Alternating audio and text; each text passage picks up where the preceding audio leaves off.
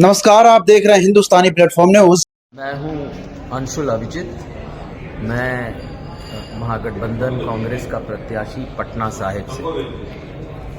इस बार जो उम्मीदें हम लोग जान रहे हैं, आपके साथ हम लोग भी हैं। क्या उम्मीदें लगता है सर कि इस बार किस तरीके से ये जो चुनाव की रणनीति है ये पूरी तरह से क्लियर हो? देखिए, मेरा कर्तव्य है और कि लोगों के बीच में जाना और उनका विश्वास, उनका समर्थन और अपनी योजनाओं के आधार पर हमारी जो सकारात्मक जो नीतियां हैं उनको समझाकर उनका विश्वास जीतना। और मुझे लगता है ऐसा ही हो रहा है, क्योंकि उनका समर्थन, उनका साथ, उनके आशीर्वाद लोगों का मुझे मिलता आ रहा है। और आप देख सकते हैं, इसकी पुष्टि भी हो रही है, जो हजूम आ रही है, जो लोग जो मीटिंग्स में, जो सभाओं में आ रहे हैं। निश्चित मुझे लगता है कि 1 तारीख को वो जो साथ है वो वोटों में दर्ज होगा। सर, आपके जो विपक्षी है सर, वो लगातार कटाक्ष कसे जा रहे हैं इस बात पे, तो कहना क्या है सर विपक्षियों का मुंहतोड़ जवाब? 400 पार जिस तरीके से कहा जा रहा है, क्या उल्टा 400 पार कांग्रेस को मिल सकता है? देखिए, इनकी आदत है, ये अतिशयोक्ति नहीं है, ये बस गलत फहमी है, ये भ्रम फैलाना है। और ऐसा ही हुआ था 2004 में, तो इतिहास को भूलना नहीं चाहिए। और 2004 में ऐसे ही चमकते हुए भारत की तस्वीर दी गई थी और कहा था कि हमें कोई रोक नहीं सकता, और असलियत लोगों ने दिखा दी, हकीकत बता दी, आईना दिखा दिया। तो ये लोगों का काम है, ये नहीं भूलना चाहिए किसी भी वक्त में गुरूर में आके कि ये लोकतंत्र है और लोकतंत्र में जो जनता चाहती है वही होता है। और जो ये भूल जाते हैं वो उनको एक तरह से शिकस्त का सामना करना पड़ता है। सर, राहुल गांधी जिनको पप्पू लोग बोलता है, क्या लग रहा है कि वास्तव में जो अभी इन दिनों में जिससे हम लोग चुनावी यात्रा को देखेंगे, न्याय यात्रा भी चला, उसके बाद भारत जोड़ो यात्रा भी चला, उस संघर्ष के बाद ऐसा लग रहा है कि नहीं, जो विपक्षी जो है उनके नाम पे जो कटाक्ष कसा करते थे पप्पू, और जो अभी राहुल बन के उतरे हैं, सर इस पे क्या कहेंगे आप? नहीं, देखिए, वो जो भारत जोड़ो में तो मैं भी शामिल था। बिल्कुल। 2 चरण में थी और दोनों चरण में मैं था, और हमारे यहाँ से बिहार से गुजरी, सासाराम से गुजरी, और वहाँ पर जो हुजूम देखने को मिला, जो उत्साह, जो उम्मीद, जो ऊर्जा, वो सचमुच देखने लायक थी। सर, आप अपना शहर से उम्मीदवार हैं, जनता के बीच जा रहे होंगे, भ्रमण करते होंगे, क्या क्या समस्या सामने आ रहा है? एक समस्या नहीं है, अनेक हैं। सबसे पहले तो जो यहाँ के सांसद हैं वही खुद एक समस्या है क्योंकि वो लोगों के बीच में कभी आए नहीं, दुख दर्द में समझते नहीं, या जानते हैं कि खुसरूपुर में जल जमाव है, जानते हैं कि फतुआ का जाम है, पीपा पुल के बारे में जानते हैं क्या हालत है, कैसे लोग जा रहे हैं, और जब बरसात आती है तो एक पूरा 5 पंचायत कट जाता है। ये जानते हैं कि यहाँ पर बिजली की, पानी की जो किल्लत है बस्तियों में।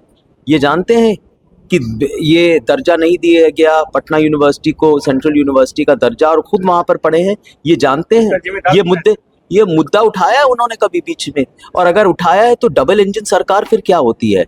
ये तो बिल्कुल विफल रही ना। तो पूछना चाहिए भाई, समस्या क्या है? आप खुद ही समस्या है, तो फिर समस्या का समाधान क्या करेंगे? सर, आपकी सरकार पूर्ण बहुमत से अगर आती है तो क्या लग रहा है सर, पहला मुद्दा आपका क्या रहेगा विकास का? नहीं, एक तो हमारी सकारात्मक मुद्दा है कि पहली नौकरी पक्की, और जो गरीब महिलाएं हैं उनको 1 लाख रुपए सालाना।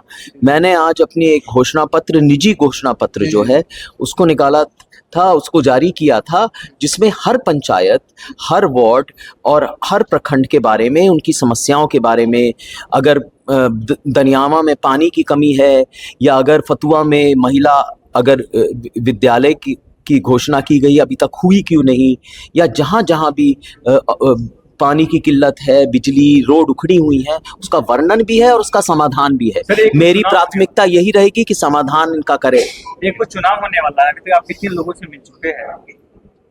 नहीं, मैं तो लाखों लोगों से मिल चुका हूँ। बहुत जितना जनसंपर्क हो सकता है इस समय में मैं कर रहा हूँ, लोगों के बीच में जा रहा हूँ। मैं तो हमेशा लोगों के बीच में रहा हूँ, मेरा परिवार रहा है, और मैं यहाँ पर लोगों के बीच में हमेशा रहूँगा। मैं यहीं का बेटा हूँ, कोई नेता होते हैं, कोई बेटा होते हैं, मैं यहीं का बेटा हूँ, यहीं रहूँगा उनकी समस्याओं के बीच में और उनके दुख दर्द के बीच में। सर, लास्ट क्वेश्चन ज़्यादा कर लेते हैं, वोटिंग परसेंटेज में जिस तरह से दिखाया गया, मतलब वोटिंग के दिन परसेंटेज ठीक दिखाया गया, फिर आगे चल के बढ़ा दिया गया, इसको किस नजर से देख रहे हैं सर आप?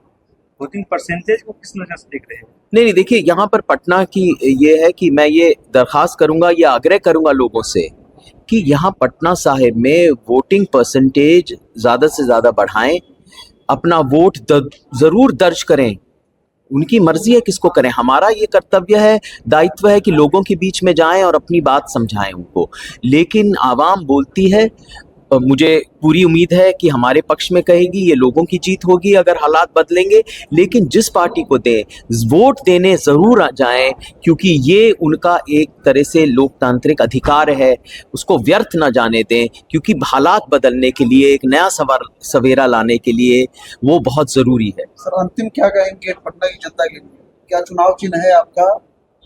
मेरा चुनाव चिन्ह है पंजा छाप, और 1 तारीख को मेरा 1 नंबर है जो बटन दबाना है, अव्वल नंबर। लोग भी यहाँ के अव्वल नंबर है, तो 1 नंबर है, उस पर बटन दबाइए, पंजा छाप है वो नंबर, और अपनी जीत को दर्ज कीजिए। मेरी जीत नहीं, अपनी जीत को, हालात बदलिए, नया सवेरा लाइए, अपनी तकदीर बदलिए, और इससे पटना साहिब भी बदलेगा। तो सच में हाथ बदलेगा, हाथ जरूर बदलेगा हालात, ये पहले भी हो चुका है, इसकी हम गारंटी लेते हैं। इसको गारंटी क्यों कहते हैं? क्योंकि हम मुकाम तक पहुंचाते हैं जैसे ही सत्ता में आते हैं, जो हमारी योजनाएं होती हैं। ऐसे नहीं कि बयानबाजी होती है, खोखले शब्द हैं, खोखले लफ्ज हैं, कुछ होता नहीं, वो करेंगे, वो मंजिल तक पहुंचाएंगे। ये हमारा संकल्प है, वचन है, ये गारंटी है। बहुत बहुत शुक्रिया सर आपका। बहुत बहुत धन्यवाद।